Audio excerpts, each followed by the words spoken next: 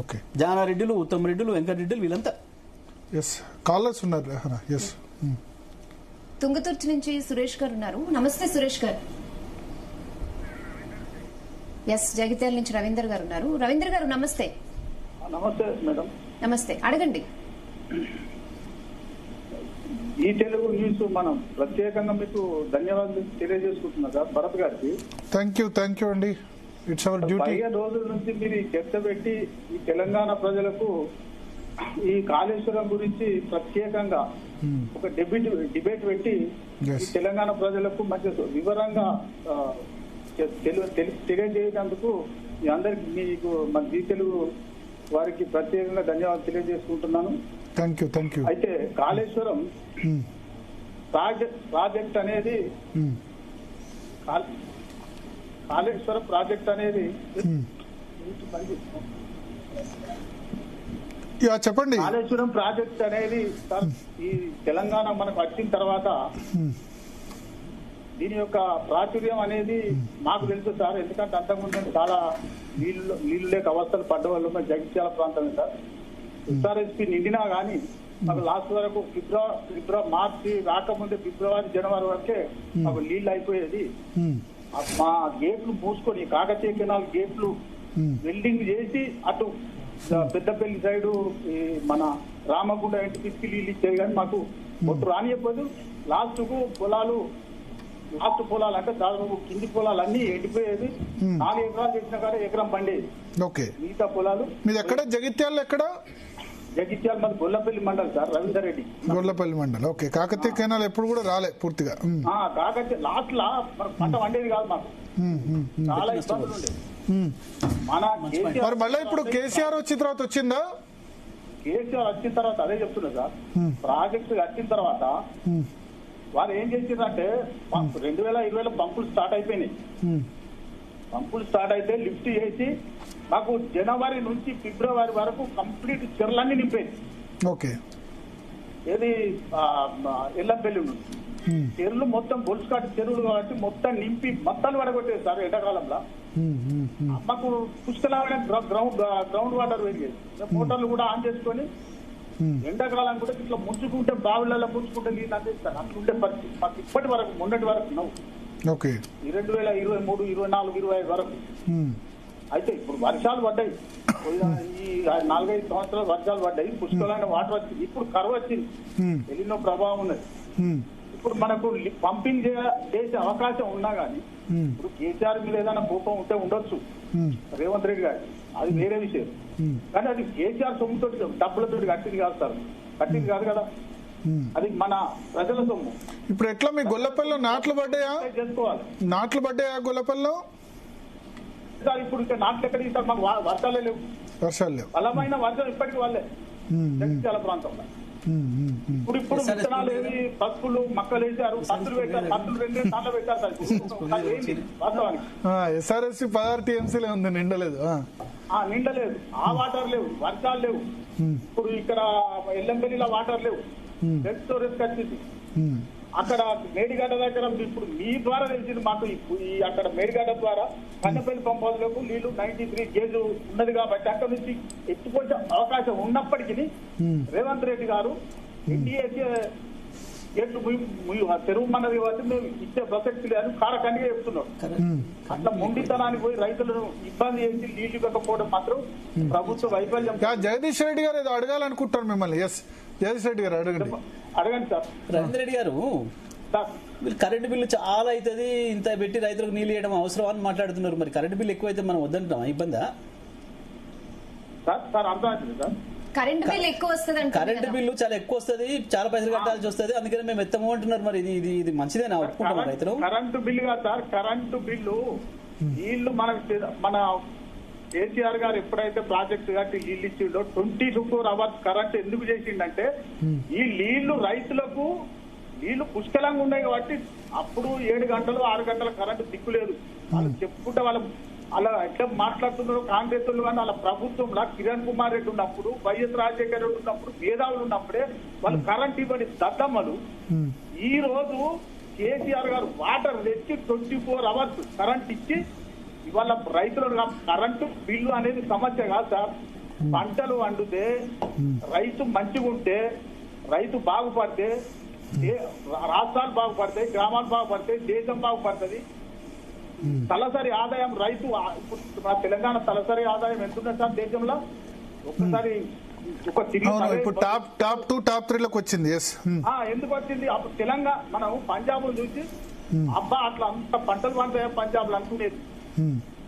పంజాబ్ మీరు ఏం పండిస్తారు నాగేందర్? మీరు ఏం పండిస్తారు? వరి ప్రాంతంలో వరి, పసుపు, మొక్కజొన్న ఇవి ఎక్కువ పండుతాయి సార్. అంటే మీరు మరి ఇప్పుడు వరి ఇప్పుడు ఎల్నినో కాబట్టి వరి పండించకుండా వేరే ఏమన్నా పంటలు వేసే పరిస్థితి లేదా? లేదు సార్, ఇక్కడ మా దగ్గర ఎక్కువ ఈ మన బుల్స్కట్ చెరువులు ఉన్నాయి కాబట్టి ఫుల్ ఇప్పుడు మా చెరువు ఉన్నది రంగదావన్ పల్లె చెరువు, రిజర్వాయర్ ట్యాంక్ అది ఏది ఎస్ఆర్ఎస్పీ వాటర్ మా దగ్గర నుంచి వచ్చి మా దాంట్లో నుంచి అటు గుండకోట ఎండపల్లి వరకు వెళ్ళిపోతాయి సార్ నీళ్లు. ఓకే, మన ఎస్ఆర్ఎస్పీ రిజర్వాయర్. ఇప్పుడు అందులో డెడ్ స్టోరేజ్ వస్తున్నాయి వాటర్. ఇప్పుడు దాదాపు నార్ల మందం సరిపోతాయి. వానలు లేకపోతే నాటు కూడా అయితే పరిస్థితి లేదు. ఓకే ఓకే ఓకే, అంటే అటువంటి పరిస్థితి ఇవాళ వచ్చింది. సో ఇప్పుడు నీళ్లు ఎత్తాలి అంటారు, నీళ్లు లిఫ్ట్ చేయాలి అంటారు, అంతేనా సార్? ఒక 2 TMC 10 2 TMC రోజు ఎత్తిపోతే ఈ ఒంచుకాటి చెరువులు అన్ని నింపుతే ఇప్పుడు సార్ వరదకాలం ఉన్నది సార్, వరదకాలకు వీళ్ళ డెడ్ స్టోరేజ్ ఉన్నది. సంవత్సరాల నుంచి మేము డెడ్ స్టోరేజ్ ఇక్కడ ఉంది, flood flow canal. Okay okay, వరదకాలం నీళ్ళు ఉంటే లక్షల మూటలు నడుస్తాయి రైతులు. Okay okay, so okay, thank you. Next call ఒక నిమిషం చెప్పండి. వరదకాలం సమస్య వీళ్ళు మాట్లాడి నేను చూపిస్తాను, వరద కాలువ చూపిస్తాను చూడండి. వరద కాలువ అంటే వరద కాలువ ద్వారా మిడ్మానేరుకు వాటర్ వస్తాయి. వరద కాలువతో మిడ్మానేరు నీళ్లు రావడం నేచురల్ థింగ్. కానీ కాళేశ్వరంలో భాగంగా కేసీఆర్ గారు రివర్స్ తీసుకుపోయి ఎస్ఆర్ఎస్పీ లో పోయించి రివర్స్ పంపింగ్. ఎప్పుడు ఇట్లనే వర్షాలు లేట్ అయ్యి నీళ్ళు అందనప్పుడు రివర్స్ తీసుకుపోయి నాట్లకు పోయాలి, మొదలు అందుకోవాలి అని చెప్పి పంపిండు. అట్లా నీళ్ళు ఇచ్చిన తర్వాత ఇప్పుడు వీళ్ళు అట్లే లాభపడ్డారు బాగా. నీళ్ళు ఇచ్చిన తర్వాత పైనుంచి వర్షాలు వచ్చి పైనుంచి గోదావరి వచ్చింది. వీళ్ళు అనేది మమ్మల్ని బదనాం చేసేది అదే, అగో వీళ్ళు పై నీళ్ళు తెచ్చిర్రు కానీ మళ్ళీ నీళ్ళ కిందికి వదిలిండ్రు వాళ్ళు. మీకు దూపైనప్పుడు నీళ్ళు కావాలండి, దూపైనప్పుడు నీళ్ళు కావాలి, కానీ నీళ్ళు ఇంకో నెల రోజుల తర్వాత జూన్ జూలైలో నీళ్లు కావాలి, ఆగస్ట్ లో వచ్చిన నీళ్లు అక్కడ నుంచి వచ్చాయంట అంతే. ఇప్పుడు ఏమంటున్నారు, సీజన్ పోతుంది, మాకు నాట్లు పెట్టుకునే పరిస్థితి లేదు, ఇబ్బంది అవుతుంది అంటున్నారు. కొంచెం ఒక నెల లేట్ అయితే ఏమైతుంది పంట? అప్పుడు రాదు పంట. ఇప్పుడు లాస్ట్ టైం అట్లా లేట్ చేశారు మీరు అన్న. లాస్ట్ టైం జూలై వరకు రాలేదు, కానీ ఆగస్ట్ లో వరద వచ్చింది, ఫుల్ వర్షాలు పడ్డాయి, కామారెడ్డిలో అన్ని ప్రాజెక్టులు నిండిపోయినాయి. ఇప్పుడు మనకు 2 పంటలు పండే కదా. ప్రత్యేకమైన పరిస్థితిలో ఎల్నినో ప్రభావంతో నీరు వర్షాలు రావు అని సాగు చెప్తున్నారు. ఒక పాయింట్, మీకు ఎంత వర్షాలు వచ్చినా ఇప్పుడు ఇవాళ అవసరానికి తీర్చుకోమంటున్నాం మేము. నువ్వు మొత్తం రిజర్వాయర్లు నింపి పెట్టమని మేము అడుగుతలే. మీకు ప్రతి ప్రాజెక్ట్ లో కూడా మినిమం అవసరాలు ఎంత అవుతుంటే అంత నీళ్ళు తీసుకురా. మేము సింపుల్, మీకు ఒకటే దీనికి మీరు అన్న కాస్ట్ బెనిఫిట్ రేషియోకు సంబంధం ఉంది.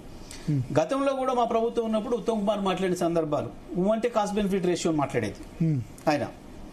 కాస్ట్ బెనిఫిట్ రేషియోకి సంబంధించి శాస్త్రి గారు మంచి ఆన్సర్ చెప్పింది ఒకటి. నేను రెండో విషయాన్ని మనం మాట్లాడుకుందాం.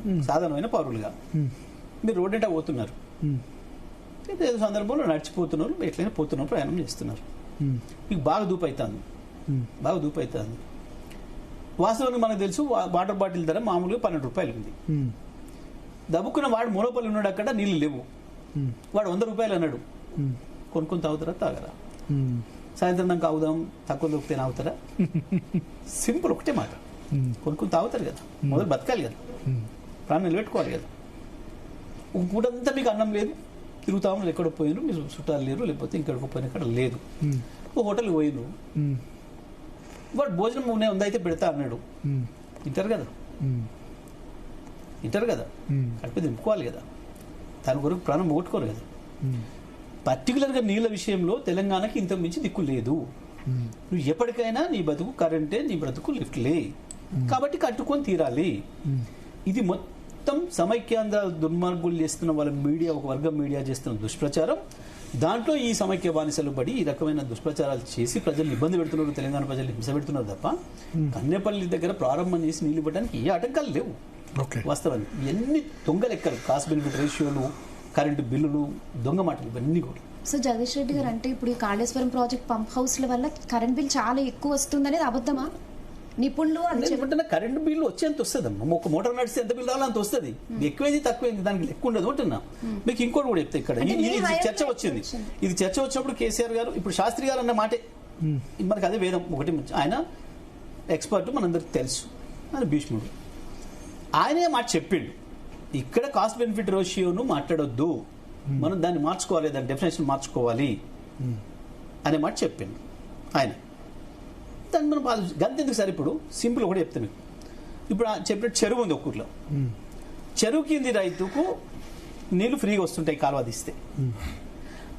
కొంచెం పై భూమి ఉంది, మరి దాన్ని మీరు మోటార్ వేసుకో, బోర్ పెట్టుకోవాలి కదా, మీరే బోర్ వేసుకోవాలి కదా, మీరే మోటార్ కొనుక్కొచ్చుకోవాలి కదా, మీరే కరెంట్ మీటర్ తెచ్చుకోవాలి కదా, అన్ని మీ కష్టం పెట్టుకోవాలి కదా.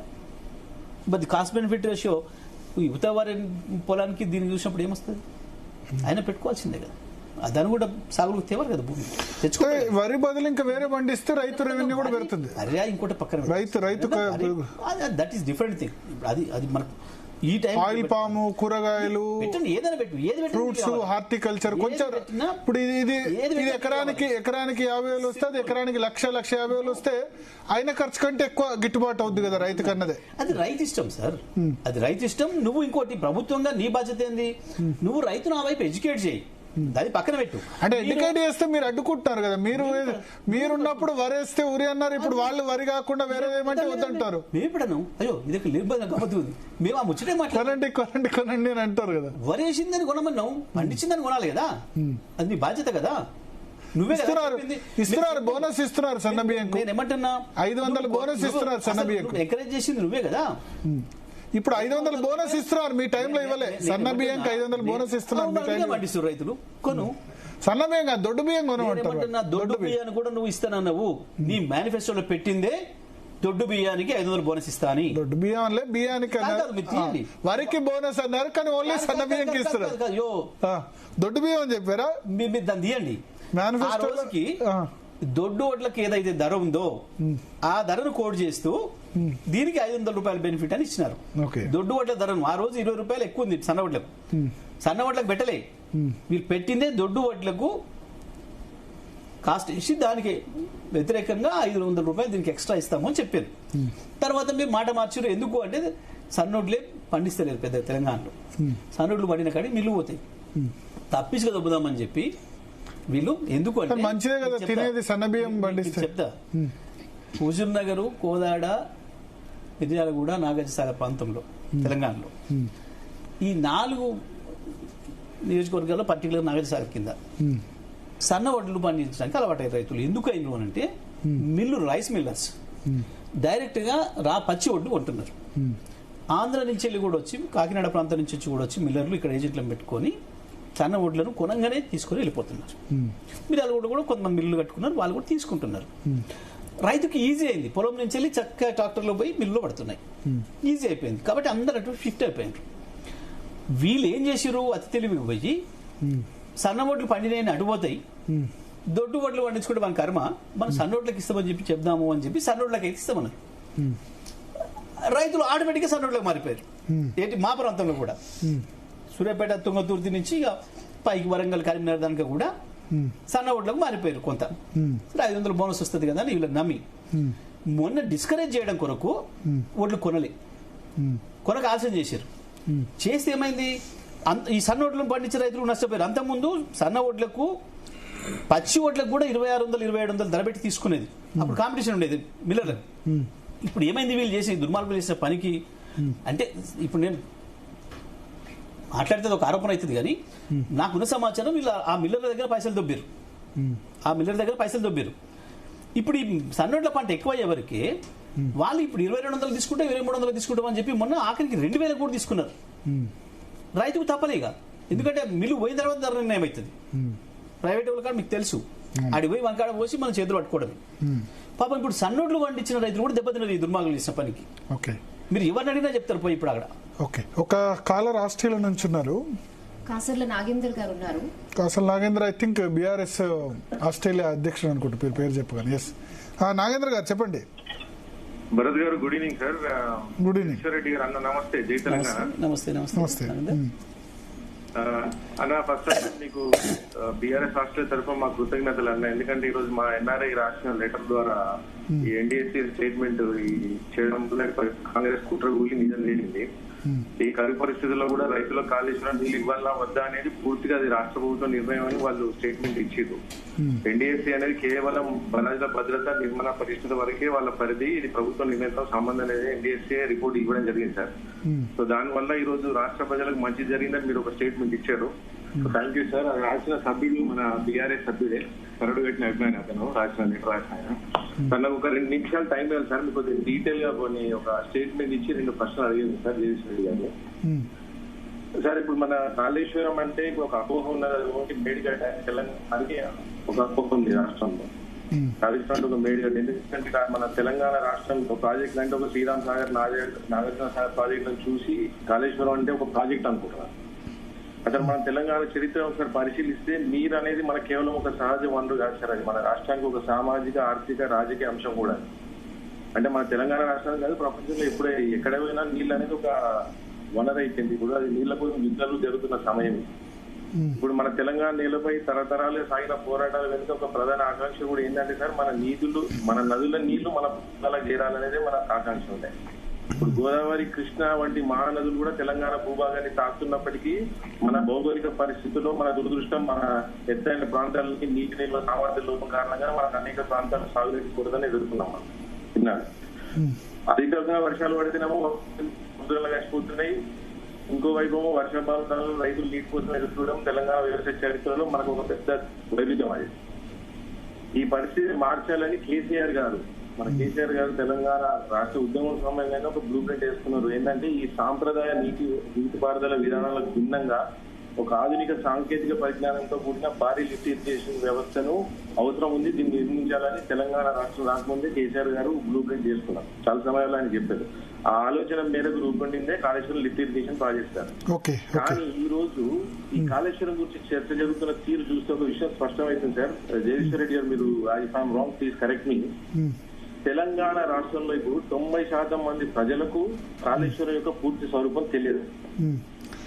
సో నాగేంద్ర గారు మీ ప్రశ్న అడగండి, ఎందుకంటే వేరే కాలేజ్ కూడా వెయిట్ చేస్తున్నారు. ఎస్, ప్రశ్న ఏం సార్, జగదీష్ రెడ్డి గారు ఏంటంటే మన తెలంగాణ ఉద్యమంలో ఎట్లయితే మనము భావజాలను చేసినామో, ఇప్పుడు కాళేశ్వరం గురించి కూడా ప్రజలకు ఒక మీరు ఎప్పుడైతే ఇప్పుడు స్కూల్ టీచర్ లాగా మీరు కాళేశ్వరం ప్రాజెక్ట్ గురించి ఎలా చేస్తున్నారో మనం రాష్ట్ర ప్రజలందరికీ మనం కాళేశ్వరం ప్రాజెక్ట్ గురించి తెలియాల్సిన అవసరం ఉంది సార్. ఎందుకంటే వాళ్ళు ఒక మేడిగడ్డ ప్రాజెక్ట్ ఇష్టం అనుకుంటారు. ఇప్పుడు ఈ థాట్ పోలీసింగ్, కాంగ్రెస్ చేసే థాట్ పోలీసింగ్ వల్ల కాళేశ్వరం అనేది ఒక కూలీశ్వరం అనే భావనలోకి వచ్చింది. సో అది మన బీఆర్ఎస్ ఒక కర్తవ్యం ఏంటంటే ఇప్పుడు ఇక్కడ ఉన్న ప్రజలందరికీ తెలియజేయాల్సిన అవసరం ఉంది సార్. ఈ కాళేశ్వరం అనేది ఒక బరాజ్ కాదు, ఒక చిన్న ప్రాజెక్ట్ కాదు, చాలా పెద్ద ప్రాజెక్టు. ఇప్పుడు outer ring road, Hyderabad outer ring road ఎట్లనో కాళేశ్వరం అనేది తెలంగాణ రాష్ట్రానికి ఒక వాటర్ రింగ్ రోడ్ లాంటి ప్రాజెక్ట్ సార్. అది తెలంగాణ రాష్ట్రం 360 degrees నీళ్ళు ఇచ్చే ప్రాజెక్టు. దాని గురించి చాలా దుష్ప్రచారం జరుగుతుంది. దాన్ని అరికట్టాల్సిన బాధ్యత మనది. ఓకే, థ్యాంక్ యూ నాగేంద్ర గారు. ఎస్, నెక్స్ట్ కాలర్ సూర్యాపేట నుంచి నర్సిరెడ్డి గారు ఉన్నారు. నర్సిరెడ్డి గారు మాట్లాడండి. అడగండి. మీరు అంతకుముందు ఎస్ఆర్ఎస్ పిల్లలు వచ్చినాయా, మీరు అడగండి. ఆయన అక్కడనే రైతు కదా. నర్సిరెడ్డి గారు ఉన్నారా? ఉన్నా. చెప్పండి నర్సిరెడ్డి గారు. మీ ఎమ్మెల్యే ఉన్నారు స్టూడియోలో. ఏం మీకు నీళ్లు వచ్చినాయా 2020 నుంచి 2023 మధ్య సూర్యాపేటలో? నమస్కారం అండి. మాది ఆత్మకూరు మండలం సార్. ఆత్మకూరు ప్రభుత్వంలో కాళేశ్వరం తోటి మా దగ్గర సస్యశ్యామలమైంది సార్. మరో కోనసీమగా మా గ్రామాలు అభివృద్ధి చెందినాయి. జగదీశ్వర్ రెడ్డి గారు మంత్రిగా ఉన్నప్పుడు నీళ్లు బాగా వచ్చినాయి.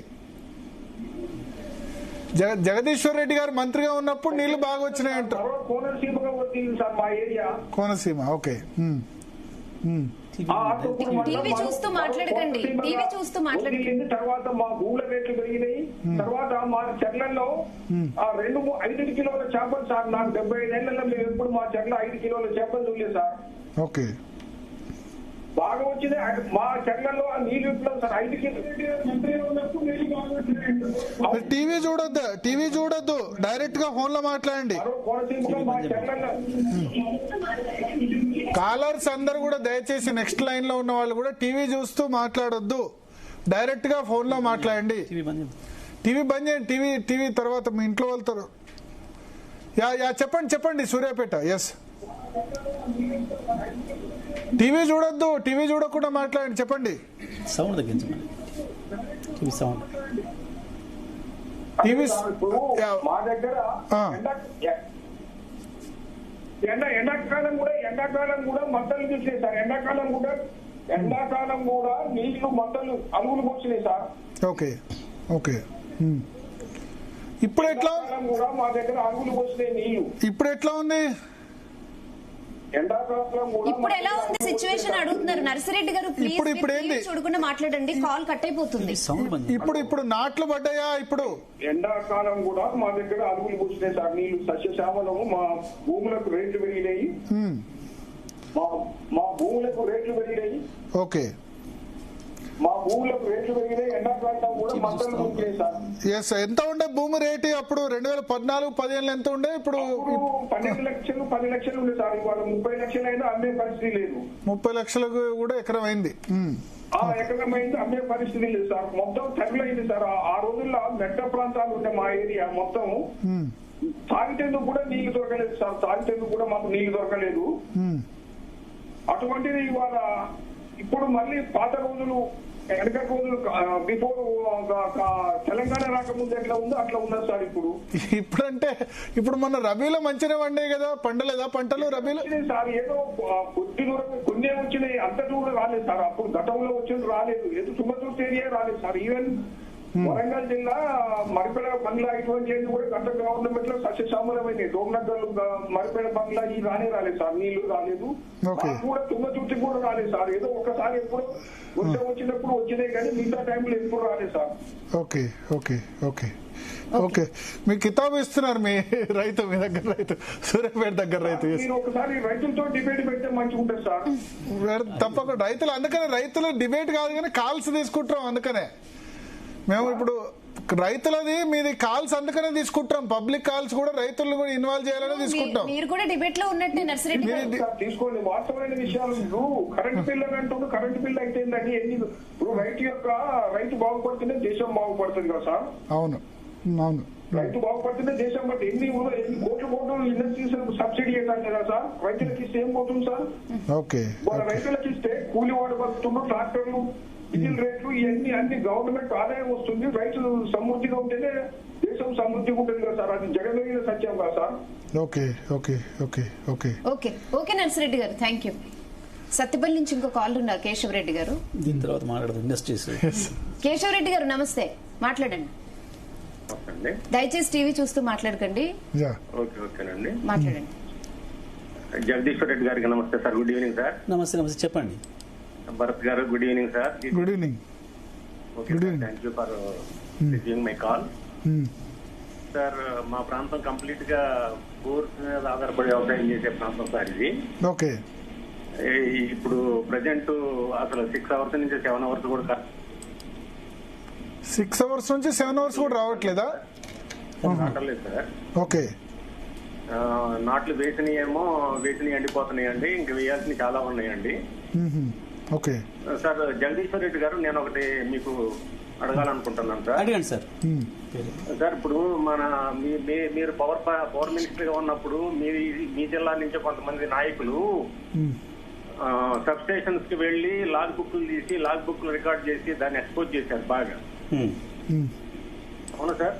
ఏది 24 గంటలు రావట్లేదు అని కోమటిరెడ్డి వెంకటరెడ్డి 24 గంటలు లేదు, 10 గంటలు కూడా లేదని లాగ్ బుక్లు కూడా చేశారు సార్. మరి మీరు ఎందుకు వెళ్ళట్లేదు సార్ సబ్ స్టేషన్ ఇప్పుడు? ఓకే కేశవరెడ్డి గారు, సంతోషం.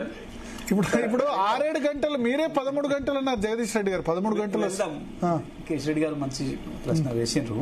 ఇంకేమైనా ఉందా కేశవరెడ్డి గారు? కంప్లీట్ అయితే నేను మాట్లాడతా. ఇంకేమైనా ఉందా సార్? ఇప్పుడు ఈ విషయాన్ని మీ పార్టీ శ్రేణుల్లో తీసుకెళ్లి ఆల్ సబ్ స్టేషన్స్ కి వెళ్ళి ఒకసారి లాగ్ బుక్స్ రికార్డ్ చేస్తే అసలు ఎన్ని గంటలు పవర్ ఉంటుంది, అది ఉండేది కూడా కంటిన్యూస్ గా 8 గంటలు 10 గంటలు లేకపోతే ఆ తడిచిన మడే తడుస్తూ ఉంటుంది సార్. ఇంకో 2 నెంబర్లోకి వెళ్ళదు అది.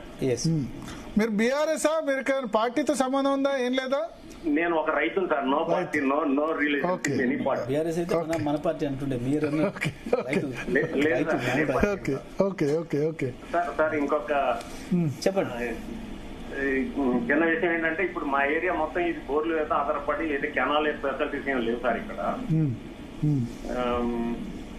మీరు ఈ తర్వాత ఇంతకుముందు మనం సత్తుపల్లికి ఎక్కడ లేదా వాటర్ సోర్స్? సీతారామ ఏం లేదు, భక్త రామదాస్ మా ఏరియాకి రావటం లేదు సార్. మా నుంచి ఇంకా అవతలకి వెళ్తాను, పైకి వెళ్తాను. ఓకే, మా నుంచి ఇంకా ముందుకు వెళ్తుంది, మాకు రావట్లేదు సార్. మా ఏరియా బోర్వెల్స్ ఆధారపడి ఉంటుంది. ఓకే ఓకే ఓకే సార్ ఇంకొక నేను సజెస్ట్ చేయాలనుకుంది ఏంటంటే ఇప్పుడు మామూలుగా పవర్ ప్రొడక్షన్ పవర్ మీద గురించి మాట్లాడారు కదా, మేడిగడ్డ పవర్స్ కానీ లిఫ్ట్ విషయంలో పవర్ కట్ ఎక్కువైతుంది, ప్రొడక్షన్ తక్కువ అవుతుంది అనే దాని మీద సార్. అవును చెప్పండి, వింటున్నాం అందరం. అయితే ఇప్పుడు మన పవర్ అంతా ఉచిత కరెంట్ కోసం అని పోతా ఉంటే ప్రొడక్షన్ ఏమొస్తుందని చెప్పని ఉచిత కరెంట్ ఇస్తున్నారు. ఓకే ఓకే ఓకే సార్ ఆ విషయం కూడా మీరు నోట్ చేయాలి sir. Yeah okay okay okay yes Jagadish Reddy garu మంచి మంచి మాట చెప్తున్నారు కేశవ్ రెడ్డి గారు. బీఆర్ఎస్ టైంలో 24 గంటల కరెంట్ అన్నారు, 24 గంటలు ఇవ్వలే కదా? 24 గంటలు ఇచ్చినాం, ఇచ్చి తీరినాం. 19 గంటలు 20 గంటలు మీకు ఇంకో విషయం చెప్తాను. నేను ఇవ్వలే అనట్లేదు, క్రెడిట్ ఇస్తున్నా. చెప్తాను 19 గంటలు 20 గంటలు చెప్తాను. ఆ విషయం నేను అసెంబ్లీలోనే చెప్పిన. మీరు మాట్లాడమేంది, వాళ్ళు అంతకుముందు ఎప్పుడు కరెంట్ గురించి మాట్లాడినా నేనేమన్నా అంటే మీరు వస్తే నేను రెడీగా ఉన్నా, మీరు ఏ నిమిషంలో ఎక్కడ పోయి కరెంట్ వైర్ పెట్టుకుందామన్నా నేను రెడీగానే ఉన్నా మంత్రిగా, మీరు రావచ్చు అని చెప్పి ఆ రోజు మాట్లాడిన కాంగ్రెస్ నాయకులకు చెప్పిన. ఇక్కడనే కాదు, మీకు కర్ణాటక కూడా పోదాం, అక్కడ నేను రెడీగా ఉంటే ఆడ కూడా కరెంట్ నేను పట్టుకుంటా, నువ్వు కూడా పట్టుకుని అవుతా పట్టని అడిగినాం. విషయం గుర్తు చేస్తాను. 24 గంటలు ఎప్పుడు అనంటే 23 ఫిబ్రవరి తర్వాత మాకు ఇస్తానన్న ఎన్టీపీసీ కరెంట్ ఇవ్వకపోవడం వల్ల మేము ఇంకో చోట అగ్రిమెంట్ చేసుకోక, ఎందుకంటే ఎన్టీపీసీ కరెంట్ 20లో రావాలి మాకు. 20లో 21లో ఇస్తామన్నారు, 22లో ఇస్తామన్నారు. 22 డిసెంబర్ నాటికి ఏ పరిస్థితులలో మీకు ఇచ్చేస్తామో అని చెప్పి మేము సింక్రనైజ్ కూడా చేసినామని చెప్పి మాకు చెప్పాం. మేము దాన్ని నమ్మి 1600 కరెంట్ మేము ఇంకొకడ కొనలే. కొద్ది రోజులు కొనప్పుడు ఆ పవర్ షార్టేజ్ అయ్యి కొద్ది రోజులు ఇవ్వలేకపోయాను. ఇవ్వలేకపోతే నా దగ్గరికి ఒక 20-30 మంది ఎమ్మెల్యేలు వచ్చారు, మా మిగతా మంత్రులతో పాటు వచ్చి మన మాకు కరెంట్ కట్ చేస్తున్నారు సంగతి అని చెప్పి. నేను సీఎండీలో పిలిచి ఏం విషయం ఏంది అంటే, సరిగ్గా మనకి ఎన్టీపీసీ ఇస్తున్న పవర్ ఇవ్వలేదు, సరిపోతుంది కదా 19 గంటలు అనుకోని మేము కొంచెం తగ్గించినాము, 20 గంటలు కూడా ఇస్తున్నాము, కొంచెం 2 గంటలు 3 గంటలు తగ్గిస్తున్నాము అని చెప్పగానే నేను సార్ దగ్గర తీసుకుపోయాను, కేసీఆర్ దగ్గర విషయం తీసుకుపోయాను. నథింగ్ డూయింగ్, మీరు నాకు చెప్పాలి, మీరంతా మీరు ఎట్లా చేస్తారు, కొనుక్కరండి, భారతదేశంలో 7 దొరికిన లేదు, 10 రూపాయలు కాదు 20 రూపాయలు పెట్టిన కొనుక్కరండి, ఒక నిమిషం కూడా షార్టేజ్ చేయొద్దు అని చెప్పి కేసీఆర్ గారికి చెప్పాను. మళ్ళీ వెంటనే రివైవ్ చేసినాం. కొన్ని సందర్భాల్లో దేశంలో కూడా దొరికే పరిస్థితి లేకుండా మొత్తం భారతదేశం అంతా కరెంట్ పోయింది చూడండి. అప్పుడు దేశం మొత్తం గుజరాత్తో సహా కరెంట్ పోయింది, ఒక్క తెలంగాణలో మాత్రం ఇచ్చినాం. ఆ కొద్ది రోజులు తెలంగాణలో ఏమైనా రైతులకు 19 గంటలు 20 గంటలు 21 గంట ఇచ్చినాం, 2 గంటలు 3 గంటలు 4 గంటలు తగ్గింది. ఈ విషయాన్ని నేను చెప్పడం కాదు, అసెంబ్లీలో వీళ్ళు పవర్ పాయింట్ ప్రజెంటేషన్ ఇచ్చిన తర్వాత మా పవర్ మీద వాళ్ళే ఒప్పుకొని వాళ్ళే రాసిరు. ఏంది, గత ఏప్రిల్ నుంచి మనం ఫిబ్రవరి తర్వాత 19 గంటలు చేసినాము అంటే అంతకుముందు 24 గంటలు ఇచ్చినట్టే కదా, 19 గంటలు సప్లై చేయగలిగినాము ఆవరేజ్ అని చెప్పారు. అంటే కొన్నిసార్లు 22, 23, 18 అటు ఇటుగా ఆ కొద్ది రోజులు ఇబ్బంది జరిగింది. అది చాలా క్లియర్ గా నేను అసెంబ్లీలో చెప్పిన, ఎందుకు ఈ కొద్ది రోజులు ఇబ్బంది జరిగిందనే విషయాన్ని అసెంబ్లీలో స్టేట్మెంట్ ఇచ్చిన. నేను నా స్టేట్మెంట్ ఉంటాయి అసెంబ్లీలో. వాస్తవమే కొద్ది రోజులు షార్టేజ్ వచ్చినమాట వాస్తవం, ఈ పరిస్థితులలో ఇట్లా వచ్చింది. మళ్ళీ సీఎం గారి దృష్టికి పోయిన తర్వాత దాన్ని ఎంత పెట్టాను కొనమన్నాడు, పైసలు ఇచ్చిండ్రు, దానికి మళ్ళీ కొంటున్నాం తెస్తున్నాం అని చెప్పి స్పష్టంగా చెప్పినాం. అక్కడ ఏమి ఇబ్బంది లేదు. ఇవాళ మా విషయానికి వస్తే ఇప్పుడు కేశవ్ రెడ్డి గారు చెప్పిన మాటే, మొన్న నల్గొండలో సమావేశం జరిగితే స్వయంగా అధికారే మంత్రులు అడిగితే, వాస్తవానికి నాకు బయట రిపోర్టర్లు కావచ్చు మా రైతులు చెప్తున్న మాట, అసలు 2014 కంటే దారుణంగా ఉంది సార్ పరిస్థితి, 2014 ముందు కంటే దారుణంగా ఉంది. ఎప్పుడు వస్తుందో ఎప్పుడు పోతుందో తెలుస్తలేదు. కనీసం అప్పుడు ఈ టైం నుంచి వస్తుంది అని చెప్తే 10 నిమిషాలు లేటు వచ్చు, 10 నిమిషాలు ముందు కట్ అవుతుండే. 6 గంటలు అంటే 6 గంటలు, కనీసం 5 గంటలు ఇచ్చిండ్రు. కానీ వాళ్ళు పోతుంది అని చెప్తలేరు, బట్ కరెంట్ ఇస్తలేరు. చాలా దారుణంగా ఉంది పరిస్థితి అని చెప్పి నల్గొండ టౌన్ లో కూడా ఇదే పరిస్థితి ఉంది అని చెప్పి నాకు రిపోర్టర్లందరూ చెప్పారు. నేను ప్రెస్ మాట్లాడితేనే కూడా కరెంటు పోయింది, దాంట్లోనే లైవ్ లో వచ్చింది. ఇట్లా ఇప్పుడు మొత్తం తెలంగాణలో ఇవాళ జగిత్యాలలో ఆయన అదే చెప్పిండు మనకి ఇంతకుముందు, ఇప్పుడు ఇక్కడ ఖమ్మం నుంచి ఆయన అదే చెప్పిండు. నల్లగొండలో స్వయంగా నిన్న మంత్రి కోమటిరెడ్డి నియోజకవర్గంలో తిప్పర్తి మండల కేంద్రంలో రైతులు పెద్ద ఎత్తున ధర్నా చేశారు, కరెంట్ వస్తలేదని. పాపం వాళ్ళకి తెలియక లైన్ మెన్లో, ఏఈలో, డిఈలో బాధ్యతలు అనుకుంటున్నారు. కానీ ప్రభుత్వమే ఉద్దేశపూర్వకంగా విద్యుత్తును కొనడం లేదు. ఇంకా దుర్మార్గం ఏంటంటే ఇక్కడ భరత్ గారు అసలు పవర్ ఉత్పత్తి చేస్తలేదు. ఇప్పుడు ఉన్న ప్రాజెక్టులలో కూడా, ఉన్న పవర్ ప్లాంట్లలో ఇవాళ లేదు జల విద్యుత్ ఎక్కడ అవకాశం, జల విద్యుత్ కాదు థర్మల్ విద్యుత్ కూడా ఉన్న. ఇప్పుడు దామచర్లో చేస్తలేరు, దామచర్లో కేవలం 1600 చేస్తున్నారు, 3200 చేయొచ్చు. 4 సింక్రనైజ్ చేసిండ్రు, ఇంకెందుకు చేయట్లేదు మిగతా 1600? బొగ్గు ఖర్చు అవుతుందని మీరు చెప్తే నమ్మలేని దారుణమైన నిజాలు ఉన్నాయి. మరి ఎక్కడి నుంచి వస్తుంది పవర్? ఇదంతా సోలార్ పవర్. సోలార్ పవర్ ఎందుకు కట్ అవుతుంది? కరెంట్ కోతలు అయితే లేవు కదా, ఇండ్ల కోతలు లేవంటారు. ఎందుకు లేవు? ఇండ్లలో కూడా పోతుంది అంటుంటే పోతుందా? హైదరాబాద్ ఒకసారి మీ రిపోర్టర్ల తర్వాత అన్ని జిల్లాలో అలర్ట్ చేసి అడగండి, దాని మీద రిపోర్ట్ ఇచ్చుకోండి. అయితే ఇప్పుడు కేశవరెడ్డి గారు అడిగి రికార్డు స్థాయి సరఫరా ఏప్రిల్లో ఈసారి హైయెస్ట్ పీక్ పవర్ డిమాండ్ అని చెప్పారు.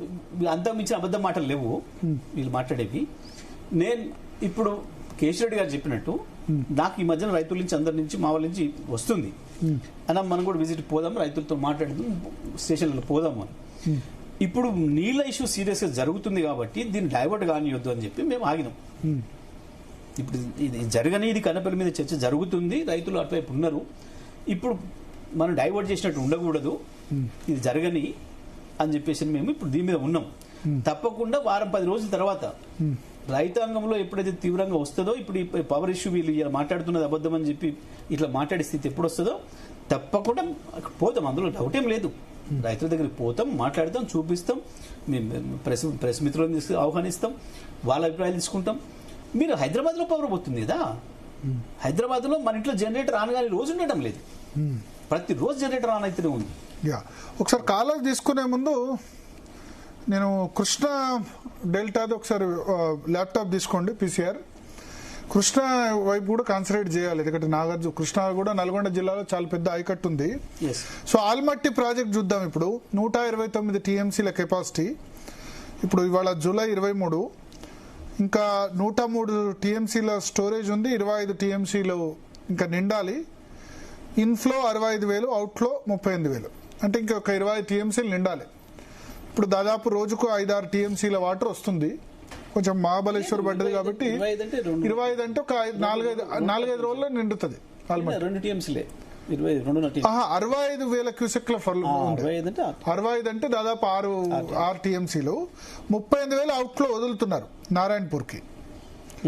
అట్లాగే నారాయణపూర్ 37.6 కెపాసిటీ, ఫుల్ కెపాసిటీ, ప్రస్తుతం 24 TMCల వాటర్ ఉంది. Inflow 33,000, outflow 2,900. సో నారాయణపూర్ ఇంకొక 13 TMCలు నిండాలి. ఆల్మట్టి ఒక 25, రెండు కలిపితే 38. ఇదే విధంగా ఒక 60,000 క్యూసెక్కులు వస్తే ఇంకో 6-7 రోజుల్లో నిండితే అప్పుడు జూరాలకు స్టార్ట్ అవుద్ది. జూరాల 5.104 ఉంది. ఈ జూరాలు నిండిన తర్వాత శ్రీశైలం రావాలి, ఆ తర్వాత నాగార్జున సాగర్ రావాలి. శ్రీశైలం చూద్దాం ఒకసారి. శ్రీశైలం ప్రస్తుతం 820 feet ఉంది, 215 టోటల్ స్టోరేజ్, 41 TMCల వాటర్ ఉంది, ఇన్ఫ్లో 0. నాగార్జున సాగర్ 312 TMCలు ఫుల్ కెపాసిటీ, 513 అడుగులు ప్రస్తుతం ఉంది, 137 స్టోరేజీ, ఫ్లడ్ కుషన్ 174, ఇన్ఫ్లో 16,524. ఇది ఎక్కడ ఇన్ఫ్లో? నాగార్జున సాగర్కి ఇవాళ ఇన్ఫ్లో చూపిస్తున్నారు, ఇన్ఫ్లో అవుట్ఫ్లో 16,524. ఏమన్నా శ్రీశైలం నుంచి ఏమైనా పవర్ ఉత్పత్తి ఏమైనా చేశారా? చేసి మన వాళ్ళు ఏమైనా వదిలేరా? 16,524 క్యూసెక్ల వరద నాగార్జున సాగర్ అంటే. నల్గొండలో ఏమైనా వర్షాలు పడ్డాయా నిన్న మొన్న? బాగా నల్గొండలో పడ్డా, నాగసాగర్ రావు కింద మళ్ళా కిందకే పోతాయి. మూసి నల్గొండలో ఒక దేవరకొండ ప్రాంతంలో పడితే డిండి నుంచి కొంచెం వచ్చి కలుస్తుంది కానీ సాగర్కి రావు. బట్ ఇన్ఫ్లో 16 లేదు, ఇన్ఫ్లో అఫీషియల్ వెబ్సైట్ లో ఆంధ్రప్రదేశ్ వాటర్ రిసోర్సెస్ దానిలో చూపిస్తున్నారు బహుశా 16,524 ఇన్ఫ్లో, 16,524 అవుట్ ఫ్లో. ఇవాళ ఈ ఉదయం 6 గంటలకు చూపిస్తున్నారు. మరి వాళ్ళు పవర్ జనరేట్ చేస్తున్నారు, శ్రీశైలంలో ఏమైనా పవర్ జనరేట్ చేస్తారు వాళ్ళు దుర్మార్గాలు అన్ని చేస్తూనే ఉన్నాను. చెప్తాను నేను మీకు లెక్కలు మీద అయిపోయినాక నేను చెప్తా ఏం జరుగుతుంది. సో ఇది సిచ్యుయేషన్. అక్కడ పులిచింతల్లో 30 టీఎంసీల వాటర్ ఉంది. శ్రీశైలం నాగార్జున సాగర్ ఇంకా స్టార్ట్ కాలేదు. బహుశా ఆగస్టు 1 నుంచి శ్రీశైలం వరద వస్తుందేమో. ముందు శ్రీశైలం 215 టీఎంసీలు నిండాలి. నాగార్జున సాగర్ సెప్టెంబర్, నాగార్జున సాగర్ కు వాటర్ వచ్చేందుకు ఆగస్ట్ 15th, ఆగస్ట్ 20th అయితే అవుతుంది. వర్షాలు, ముంబై వర్షాలు కంటిన్యూ అయితే అవన్నీ నిండితే ఆల్మట్టి దగ్గరికి వచ్చింది, గేట్లు ఎత్తే దగ్గరకు వచ్చింది. ఎందుకంటే 20 టీఎంసీలు కాబట్టి కొంచెం ఇంకా గోదావరి కంటే కృష్ణ పర్లేదు అన్నట్టే ఉన్నది ఈసారి ఉంది ఆ పరిస్థితి.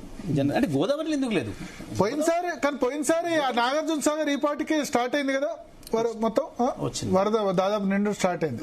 పోయినసారి హైయెస్ట్ కిందికి బాగా 500-600 టీఎంసీలు పోయినాయి. వాస్తవానికి గోదావరి ఎప్పటికైనా తెలంగాణకు గోదావరి, కృష్ణ అన్నది జీవధార. అది మీకు కన్నెపల్లి పంప్ హౌజే ఎప్పటికీ మిమ్మల్ని రక్షించేది. ఎందుకంటే ప్రాణహిత తర్వాతనే గోదావరి. ఇప్పుడు మీరు పైన చూస్తే, ప్రాణహిత కంటే పైన చూస్తే గోదావరి ఎండిపోయి ఉంటుంది. ఇది అక్కడనే మీకు కనబడుతుంది. మీరు కాళేశ్వరం దగ్గరికి పోతే, కాళేశ్వరం మెట్ల దగ్గర కొంచెం పైకి పోతే నీళ్లు ఉండవు లెఫ్ట్ సైడ్. ఏది పై గోదావరి, ఎస్ఆర్ఎస్పీ నుంచి వచ్చే గోదావరి. ఎదురుగా కాళేశ్వరం ప్రాణహిత వచ్చి కలిసి కిందికి తిరిగిన తర్వాత అక్కడ మాత్రమే నీళ్లు వరద ఉంటాయి. ఇది ఎప్పటికీ మనకు సహజంగా జరిగేది ఇది. ఎందుకంటే పైన మహారాష్ట్ర వాడుతుంది, కర్ణాటక వాడుతుంది, పైన మీ ఇటువైపు అన్ని కూడా ఇవన్నీ నిండుకొని రావాలి. కాబట్టి మనకి ఎస్ఆర్ఎస్పీ నాగార్జున సాగర్ వాటర్, నాగార్జున సాగర్ విషయానికి వస్తే వీళ్ళ గొప్పతనం ఈ ప్రభుత్వం వచ్చిన తర్వాత ఒక్కసారి మీరు లెక్కలు చూస్తే మీకు అర్థమవుతుంది ఈ గొప్ప మనం వీళ్ళు చేసింది. ఇప్పటికే ఆంధ్రప్రదేశ్ ప్రభుత్వం గతంలో మనకు వచ్చిన నీళ్లు, మనం వాడకుండా నిలవబెట్టుకున్న నీళ్లు దుర్మార్గంగా 50 టీఎంసీలు తీసుకుపోయారు నాగార్జున సాగర్ నుంచి. చంద్రబాబు నాయుడు మామూలుగానే వదిలించుకున్నాడు. ఆ తర్వాత మంచినీళ్ళ వంకతో మొన్న 10 టీఎంసీలు వదిలించుకున్నాడు. మేము అప్పుడు మొత్తుకున్నాం, ఇరిగేషన్ మంత్రికి సోయలేదు, ముఖ్యమంత్రికి సోయలేదు, ఆంధ్రప్రదేశ్ ఇష్టం వచ్చిన పద్ధతిలో నీళ్ళు తీసుకుపోతుంది. తెలంగాణ వాటా మనకు అక్కడ ఉన్న కాడికి వాడుకున్న మిగిలిన నీళ్లు మన వాటా మనకు ఉండాలి, హైదరాబాద్ అవసరాలకి మన నీళ్లు మనకు ఉండాలి అని చెప్పి నేను చెప్పినప్పటికి కూడా ఈ గత సంవత్సరం 2024-25లో 1004 టీఎంసీలలో 7,018 వాళ్ళు వాడుకున్నారు. కేవలం 286 తెలంగాణ వైపు వాడింది, అంటే 28%.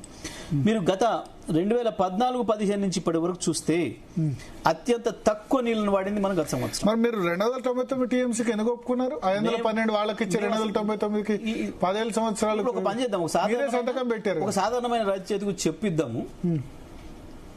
ఈ రియార్గనేషన్ చట్టంలో పెట్టింది వాడామేమో చెప్పి, రియార్గనేషన్ చట్టంలో 512-299 లేదు. ఉమాభారతి దగ్గర మీరు సిగ్నేచర్ పెట్టారు.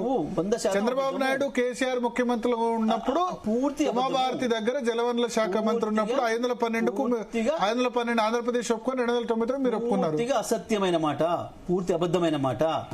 మేము ప్రభుత్వంలోకి రాకముందే కేంద్ర ప్రభుత్వం ఇచ్చిన అలాట్మెంట్, కాంగ్రెస్ కేంద్ర ప్రభుత్వం ఇచ్చిన అలాట్మెంట్, అది టెంపరీ వాటాగా దీన్ని వాటాలు నిర్ణయించే. 1 సంవత్సరం అయితే మరి 10 సంవత్సరాలు ఎందుకు కంటిన్యూ చేశారు? వాళ్ళు ఇచ్చింది, అది మేమిచ్చింది కాదు, వాళ్ళు ఇచ్చింది.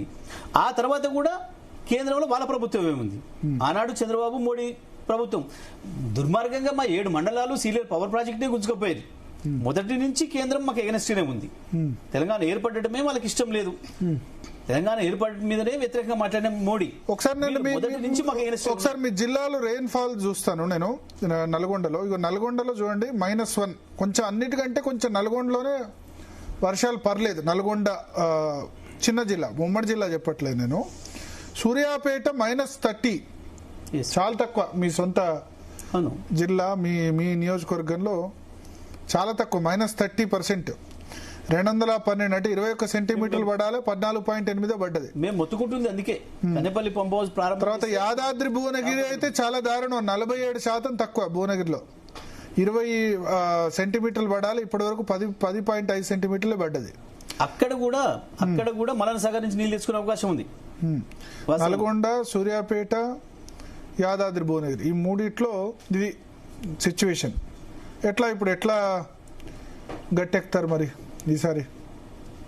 అది ప్రభుత్వం చాలా దుర్మార్గంగా ఉంది. మొన్న మంత్రులు రివ్యూ పెట్టినారు, 3 మంత్రులు. ఏం లేదు, అది వాళ్ళు ఎందుకు పెట్టిరో అర్థం కాలే, వాళ్ళు ఏం చెప్పారో అర్థం కాలే. దాంట్లో మీరు అటెండ్ అయినట్టున్నారు కదా? నేను అటెండ్ అయినా, ఏం మెసేజ్ ఇచ్చారు ప్రజలకు అర్థం కాలే. ఉత్తనే అధికారులతో రివ్యూలు తీసుకున్నారు, అధికారులతో సమీక్ష తీసుకున్నారు, ఏమేమి ఉన్నాయో రిపోర్ట్ తీసుకున్నారు, ఓ ప్రెస్ పెట్టేసేసి వెళ్ళిపోయారు. ఇది అని చెప్పి ధైర్యం, రైతులకు ధైర్యం ఇచ్చే ఒక్క మాట చెప్పలే, ప్రజలకు ధైర్యం ఇచ్చే ఒక మాట చెప్పలే. ఇప్పుడు అక్కడ ఉన్న పరిస్థితి గతంలో ఇంకా అదే కాదు భరత్ గారు, ఇంకా దారుణం ఏంటంటే ఈ మధ్యన వీళ్ళు ఈ దుర్మార్గులు వచ్చిన తర్వాత చేసిన పని వల్ల మిషన్ భగీరథను సరిగా నడపకపోవడం వల్ల మునుగోడు ప్రాంతంలో మళ్ళీ ఫ్లోరింగ్ మొదలవుతుంది, ఫ్లోరైడ్ ఇష్యూ మొదలవుతుంది అని చెప్పి మనకు రిపోర్ట్స్ వస్తున్నాయి. ఈ మధ్యన మళ్ళీ ఒకటి కొత్త కేసులు నమోదైనాయి అని చెప్పి మనకు రిపోర్ట్స్ వచ్చినాయి. మిషన్ భగీరథ కూడా సరిగా ఇస్తలేరు నీళ్లు. సూర్యాపేటకు డ్రింకింగ్ వాటర్ ఇష్యూ ఉంది ఇప్పుడు. ఇవాళ సూర్యాపేటకు భగీరథ నీళ్ళు తీసుకొచ్చిన తర్వాత ఒక్క రోజు కూడా సమస్య రాలేదు నేనున్న రోజులు. ఇవాళ మంచినీళ్ళు ఇచ్చే పరిస్థితి లేదు. కాంగ్రెస్ కౌన్సిలర్లే ధర్నాలు చేస్తున్నారు అక్కడ. మొత్తం జిల్లాలో ఆలేరు, స్వయంగా మొన్న ఆలేరు తుంగతుర్తి ఎమ్మెల్యేలే నల్గొండ రివ్యూలో మాకు భగీరథ నీళ్ళు వస్తలేవని చెప్పి అధికారుల మీద కోపానికి వచ్చింది. వాళ్ళు రిపోర్ట్ నీళ్ళు ఇస్తున్నాం అని చెప్పి రిపోర్ట్ ఇస్తుంటే 2 ఎమ్మెల్యేలు కూడా ఆపి ఎక్కడ వస్తున్నాయి, మాకు చాలా ఊర్లలో ఈ ఊర్లో నీళ్ళు రావట్లేదు, ఆ ఊర్లో నీళ్ళు రావట్లేదు, ఆ ఊర్లో నీళ్ళు రావట్లేవు అని చెప్పి వాళ్ళే స్వయంగా చెప్పి మాట్లాడారు. సో ఇవాళ నల్గొండ జిల్లా తీవ్రమైన పరిస్థితులు ఎదుర్కోబోతుంది. కన్నెపల్లి, మీరు పర్టికులర్ గా యాదాద్రి భువనగిరి, సూర్యాపేట జిల్లాలు, ఇవి 2 కూడా కన్నెపల్లి పంప్ హౌస్ ప్రారంభం చేస్తే, కాళేశ్వరం నీళ్ళని తీసుకొస్తే ఈ 2 కూడా కరువు నుంచి రక్షించుకునే అవకాశం ఉంది. మేము కొట్లాడుకునేది దాని కొరకు. కొంతమంది కాలర్స్ ఉన్నారు నల్గొండ నుంచి. ఎస్ రెహానా. హైదరాబాద్ నుంచి అనురాగ్ గారు ఉన్నారు. నమస్తే అనురాగ్ గారు. నమస్తే అండి, గుడ్ ఈవినింగ్ భరత్ గారు. గుడ్ ఈవినింగ్ అండి.